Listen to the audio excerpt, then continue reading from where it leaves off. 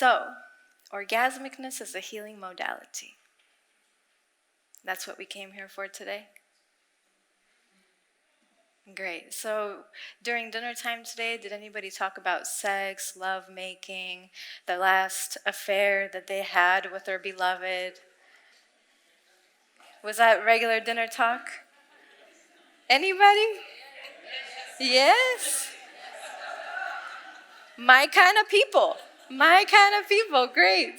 Okay. And let's start off with the basics here. How many of you feel that in your upbringing, sex was a taboo topic? Raise your hand.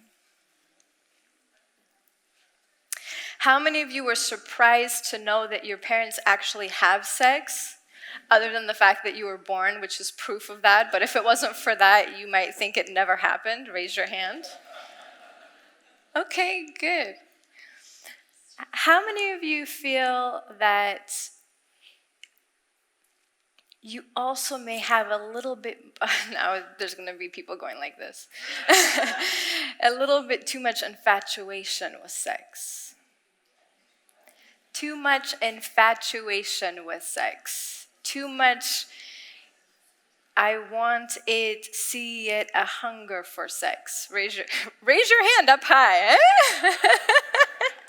Hey, I'm raising my hand with you all, so just...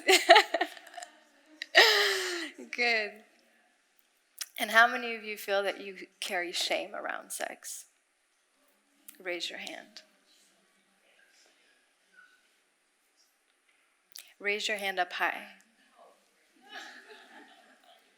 Okay, good. So it's one thing for us to recognize that through the mind, and the body always tells the truth. So for those of you that don't have your hands raised, I also want to take us through a little process to see where we really are and how we relate to sex and sexuality. So if I could ask all of you to close your eyes.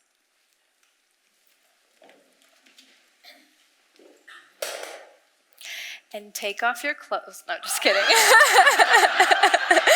No, I'm just kidding. No, just kidding. Just kidding, just kidding. I see some of you are excited about this process, though. No, you don't have to you don't have to take off your clothes, but do close your eyes. We will go through another process. So close your eyes. And with your eyes closed, just take note of how your body feels right now. As you enter the room, as we're giggling and laughing, with all our clothes on in this safe environment, just how you're feeling there sitting in the chair.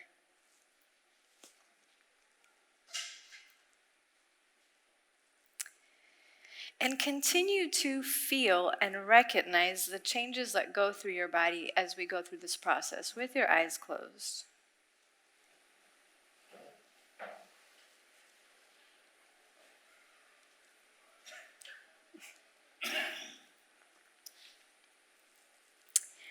Keeping your breath relaxed. Again, just checking in. How do I feel today?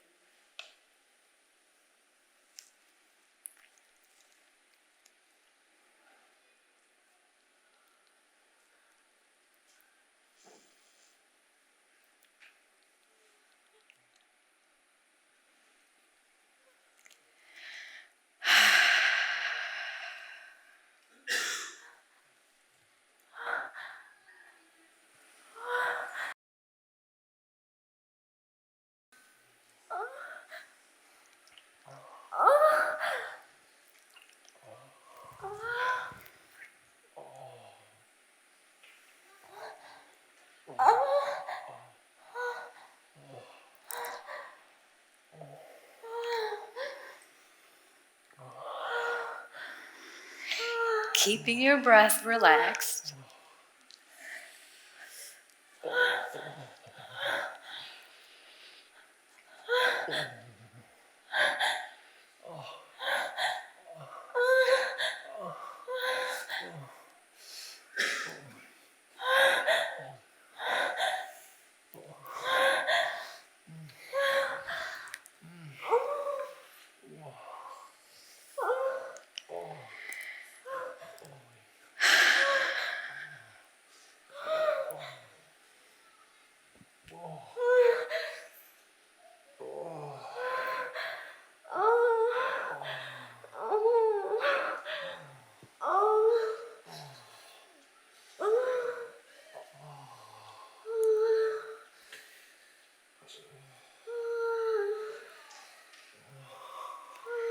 And now open your eyes.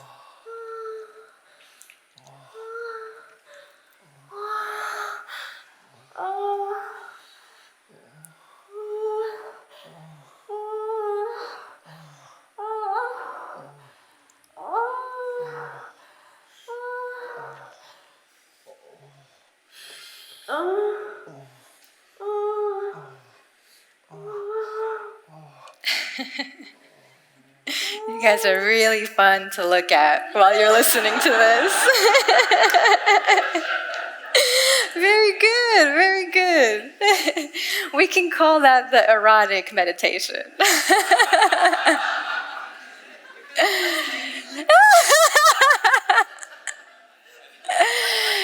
So now let's go by a show of hands again.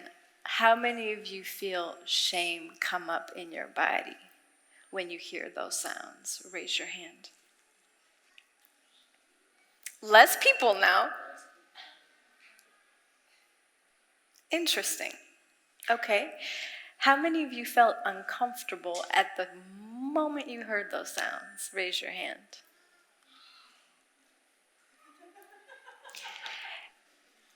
You too over there, little girl?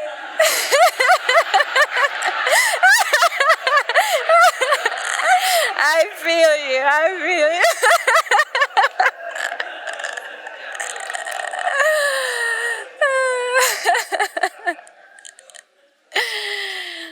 And if you could label or put a name to that uncomfortableness, how would you label it?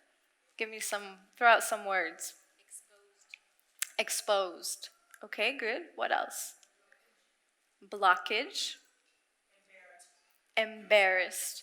How many of you felt embarrassed? Embarrassed is like really close on the shame side, but embarrassed. How many of you felt like you were 5 years old and the sex scene on the movie comes on and that was the feeling? Anybody? I felt like I was 12. 12. A little bit more mature than 5. Okay, we'll give you credit for that. Very good. So it's really to show us where we are when it comes to sex in our society. Because one of the things that I really want to touch on and speak about today is orgasmicness as a healing modality. And there's no way that we can really understand the power of sex and the gift of it for healing if we are scared to talk about it, listen to it, see it, and everything that has to do with sex. And that's really what our society is based on now. We're dealing with repression and we're dealing with perversion. But naturalness is very hard to come by. Agreed? So I'm wanting to take the taboo out of the topic because only by having these open conversations and being able to listen and being able to watch. I see you're probably waiting for a video now, but it's not going to happen today. Not today. But being able to watch love making, and I'm saying that because of course we have media that over-sexualizes everything. We have pornography that I'm not really sure what they're doing there, and I don't know what to call it, but we do have pornography that is available for us to watch. But to see lovers physically loving each other is something that is very uncommon, and a lot of people feel shamed about. We feel more comfortable arguing on the street, and no one pays attention to that. But if people are kissing on the street, it creates all kinds of reactions. Get a room, it's wrong, there's so much judgment, and so much of it also comes really through our own insecurity and our lack of pleasure.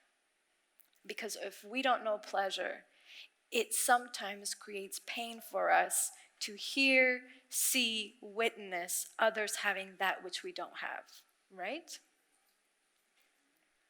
Or not? Okay. How many of you felt a little anger come up listening to that? Good. And thank you for being honest, because I guarantee you're not the only ones. Most of the time when I share things that show a lot of pleasure, through sound or through something visual, a lot of women get angry. And why? Because women don't know pleasure. We have been robbed of it. And we have been robbed of it not just because of this miseducation when it comes to sex, but because if you condition the woman to hate herself and her body and judge herself all the time, pleasure happens in the body. It's difficult to get in there to enjoy when we're holding on to so much pain and insecurity and criticism and judgment. So why are we speaking about this today? Because sex, in its truest sense, is medicine. And we don't know that. And why is it medicine? If we understood how to make love energetically, that energetic activation allows for us to reconnect to our spirit. Now, for all of you that aren't into the woo-woo words, let me explain what that means.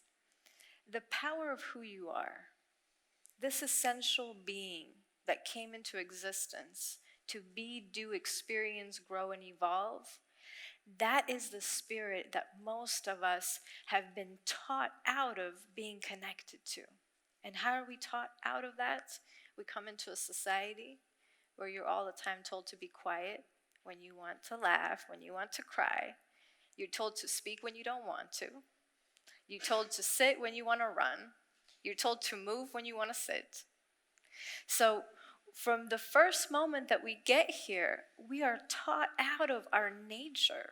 We are taught out of the connection to this godly force that runs through us. And now let's think about that. Why is society so based on perversion and repression? Why is it that sex has been taken away from us in our natural state? I don't know if me and you live in the same society, but I'm guessing we do. And it's a society that I would call a slave-based society.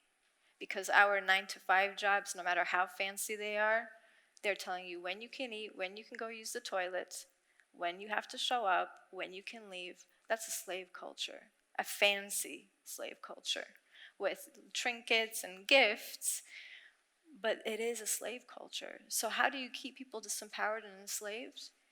You disempower them by taking this powerful, potent medicine away from them. If people really understood how to make love energetically, then in that energetic connection, the activation that happens through the body, the orgasmic states that are created in the energetic connection, they're able to purge up everything that is unlike love in the body. So all of these things that we have adopted as normal way of human nature, I completely disagree with. I don't believe that it's our human nature to be violent toward one another, to hate one another, to hate ourselves, to be sad, to be miserable, to feel like we're not good enough. We're a culture that is based on everybody feeling like they're not good enough. That's a sickness, and we think that's normal. For me, human nature is what we watch little kids do. And how do children function? Freely, naturally, carefree, but oh my goodness, when they laugh, you just think, I want what he's having, right? The joy that comes out of them, the wonder for life, the orgasmicness of being alive. One of the things that I often say is that children are some of the most orgasmic beings that I have ever come across. And so we can watch porn and we have people that are striving to have one orgasm, and that would be a goal for them. And yet we have lost the pleasure of life, that juiciness, the spark, the joy, the vibration that happens in the body just through our orgasmic nature, our birthright as orgasmic beings and being alive. And that's why it's so important, speaking to the women that raised their hands, is that women have forgotten also that it's not just about how we interact with men and whether you have a great lover, but how you enjoy your own body with your own self. And it's a revolutionary act to start loving yourself deeply. because only then can you start loving others deeply, to connect with them, to enjoy them, to enjoy the connection of feeling. And what is this aspect of feeling that we're all challenged by? Well, you go through a lifetime of experiences. We're all marked with trauma, one way or another. And when I use the word trauma, I'm really referring to how we process information and are impacted by information. Because we can have sexual abuse, physical abuse, verbal abuse, and we call that trauma in our society. But what about the trauma of being separated from your own instinct? The trauma of having to learn things that you don't want to learn in school, go to a job that you don't want to work, be in a relationship that you don't want to be in. The trauma of going against your own spirit is more severe than anything else. And it's in these energetic connections and lovemaking and in these orgasmic states that allow for us to take all of that garbage and that trauma and purge it up. And for those of you that I know, there have been really wonderful speakers in the Science and Non-Duality conferences that speak about trauma and trauma release. Well, all of it is based on the same thing. Trauma is held in the body, not in the mind. The mind is like the projector of what is happening in the body. So when we want to work out through whether it's a dis-ease, I'm separating out those two words, whether it's a dis-ease, whether it's a mental imbalance, I'm depressed all the time or I have anxiety all the time, how do we get into the body and release the blockage to get that energy to flow freely, to come back to this natural state of children? And there are different processes for us to go through. And all those processes have similar ingredients. So I know Mauricio has definitely sold me on being able to bring people to orgasm. And to clarify that also, it's a full body orgasm. So it's not this a few seconds and you take a nap. It's the feeling of you're an orgasm on two legs, literally. Think about it. Think about the mechanics of how you got to this existence, okay? Somebody, at least one person, let's say, ejaculated. And you're a manifestation of that. That is how powerful you are. That is the creativity that you carry. That is the spark of life that you carry. So being this orgasmic being is that you don't have to carry all the baggage. So I wanted to also show you a little video because it goes to show how we can, as naturally as possible, come back to this nature of orgasmicness and experience such blissful states because it's the nature of who we are. You ready? Great. And I also am, as I mentioned to you, both of my computers, hard drives, everything got stolen. So the video that we pulled today, it's off of YouTube, my YouTube channel. And it was a demonstration that I had done some years ago. And my friend happened to just have a camera. He filmed it and then said, "Do you want the video?" I said, "Okay, I have it. I'll put it up." I think now it has definitely over 3 million views. And probably about 95% of all the comments is that everybody says it's, excuse my language for the children in here, bullshit. It's fake. I wonder how much she paid the actors. Fake, fake, fake. And that really struck me. Because for me, this is my world. So this is what I do all day, every day. It's very natural for me. It's not only natural for me, it's natural for me to witness humans being natural.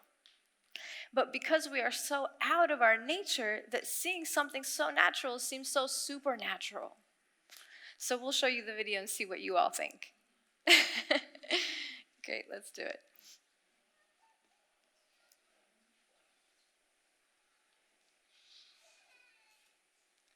And this was just a demonstration, so just like everybody here, I asked for a volunteer, and it was a volunteer out of the audience. Is there audio on that? I believe it starts out quiet. and then it picks up. But that audio is not kicking in. There it goes.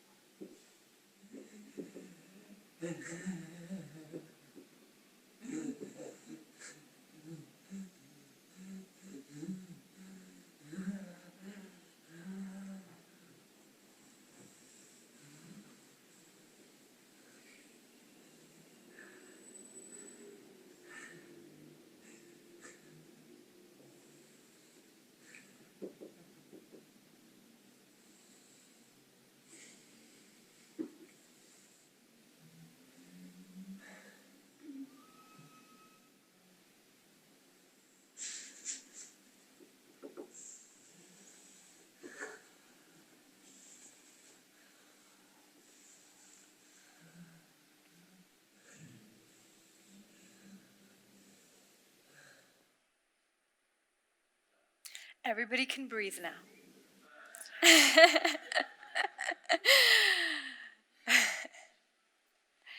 So for those of you in the room that have experienced a genital orgasm before, doesn't he just look like what your genitals look like, but the whole body? No? What just happened in the room? How come everybody got quiet all of a sudden? Everyone okay? Oof. This got heavy. It just got, as they say in California, it just got real in here. So that's the potential of what we're capable of. And this is not something special to me. This is what you're capable of experiencing every time you make contact with another human being. Whether it's in a hug, whether it's an embrace that you are being in for an extended period of time, or whether it's in lovemaking. But I want to leave you today with the tips. How do we get there? How do we get there? And why is it that we don't get there? I will start by telling you what you all did just watching that. How many of you felt like you were just super relaxed, like, he looks like he's having a great time. I'm just breathing deeply. It feels good in here. Like I said, my kind of people, we hang out tonight together. But for most people, the moment that feeling is being called in you, what do we usually do? We hold our breath, we grab our shoulders, we contract, and we do everything to keep ourselves from feeling. And why? Remember what I told you? Orgasmic states will first purge anything that needs to come out of you that is unnatural to your body. So why are people so afraid to feel, to connect, to make love truly? Because for most of us, it's not all fireworks as they show in Hollywood. We have to go through some deep crying, some deep grief, sadness, and anger that has been held for a lifetime that needs to come out of those bodies.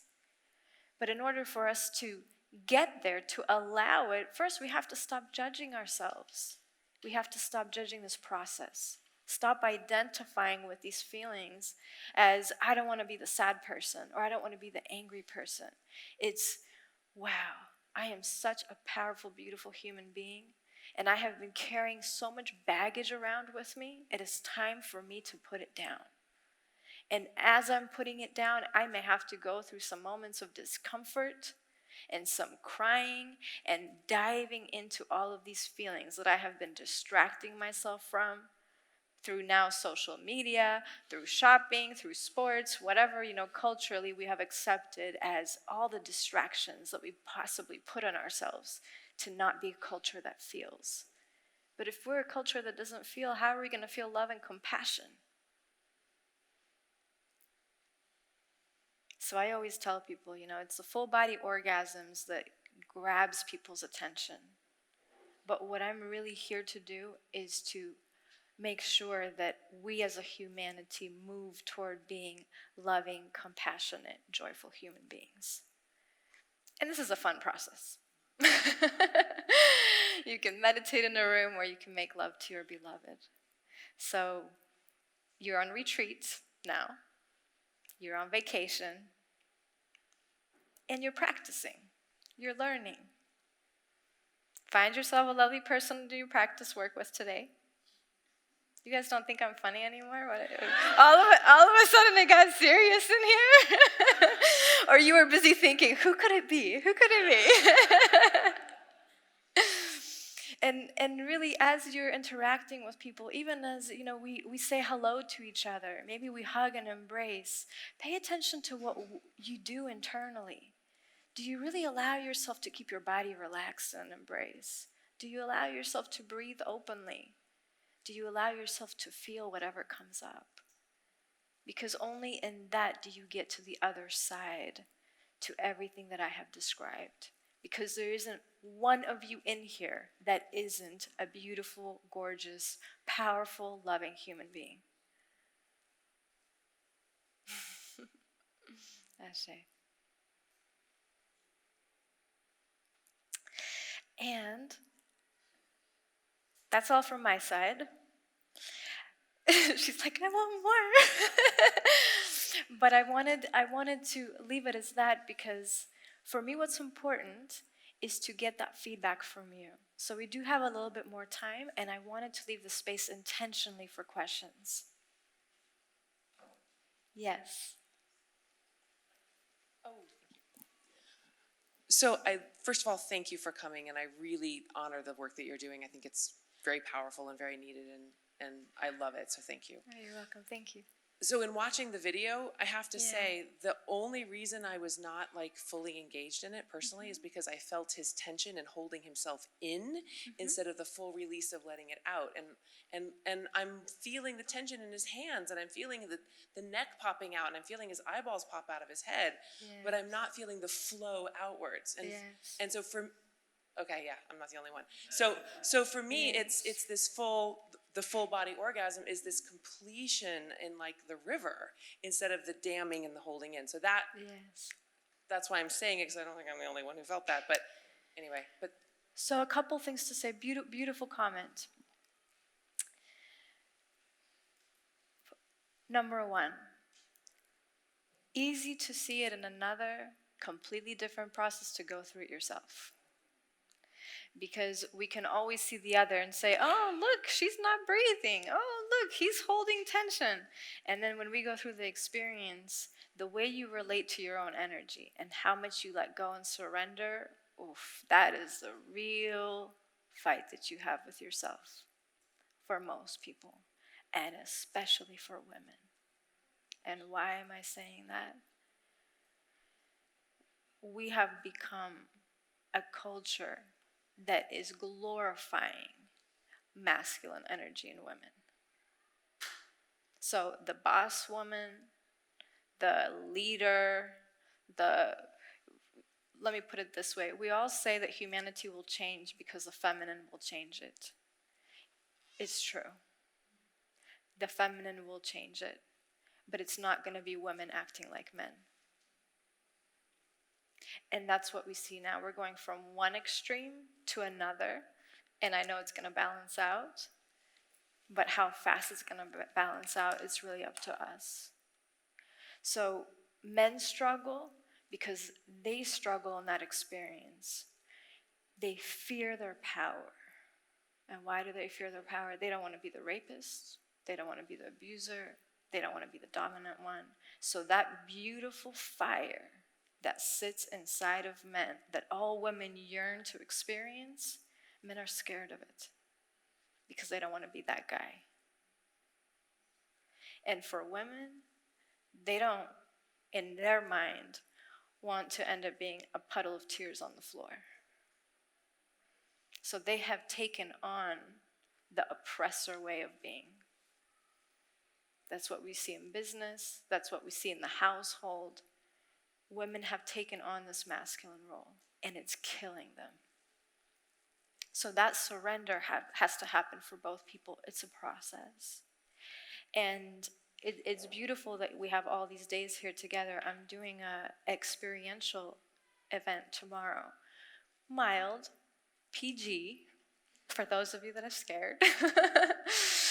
But it's a process nonetheless to get into your body, to have that intimacy with your body, to feel the places where you have been running and hiding from. And it's so important for women to come back to their feminine nature, to understand the power, the juiciness, and the pleasure of what receptivity brings to a woman.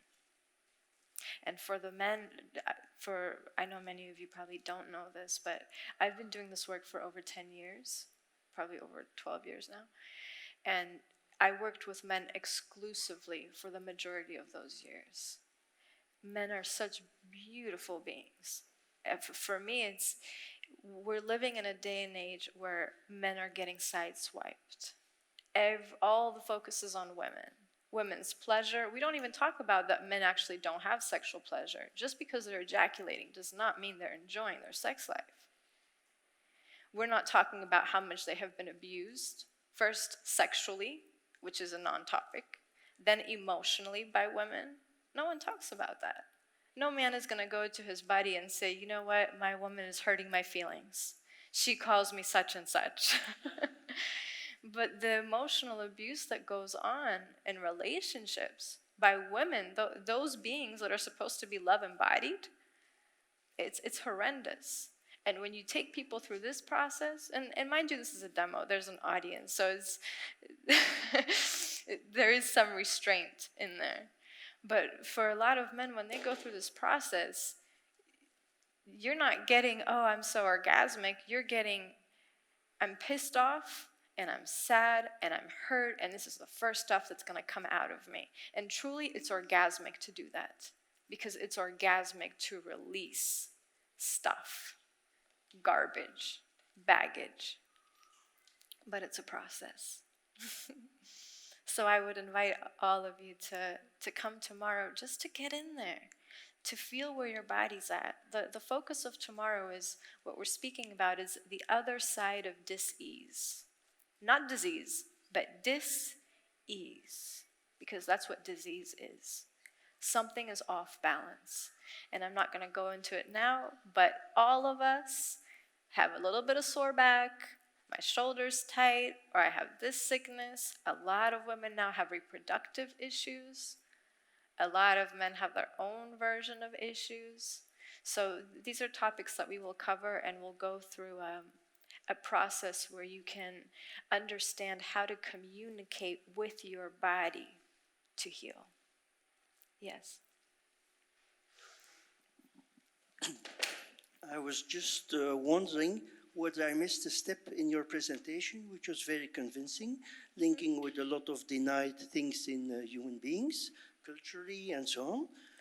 But I thought the switch from denial of pleasure to orgasm, I think, was a narrow gap.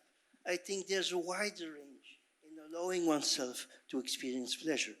I thought it was a little bit black-white. Of course, it's a crucial dimension because we live in our body, but it's not only this. It's a whole experience of pleasure in life and the pleasure of being alive. That's just what I wanted to share. I'm just not sure if I'm understanding your. Well, if you say if women Yes. deny pleasure to themselves, Yes. men as well. Yes. I work a lot with women. And it's different kinds of, it's the principle itself of allowing you something. Yes. Getting some space for yourself. And the physical part is part of it, but it's not all of it. Yes. But That's think about this. If a woman gives herself the space to have pleasure, she's giving her body the space to unwind, even if she's alone in a room in silence, just being with herself.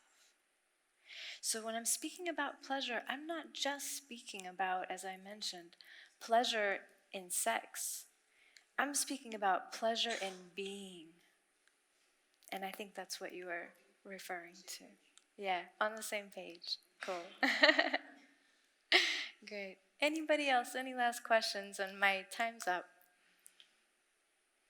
Oh, perfect. You're all very, very studious students. And yes, thank you for receiving me, for inviting me in. It's been a real pleasure to connect with all of you, even in this very simple way. Just a little seed to plant in that awareness. A seed of self-awareness so that you see how you are in the world, how intimate you get with yourself and with others, and knowing that your potential is infinite. So tomorrow, just to kind of recap real quick, we'll go through an exercise that you can do to understand and heal the messages from your spirit with your body, which we call dis-ease. But I will also highlight how to utilize that in lovemaking itself. I'll just leave you hanging like that until tomorrow, okay? Thank you, and enjoy the rest of your evening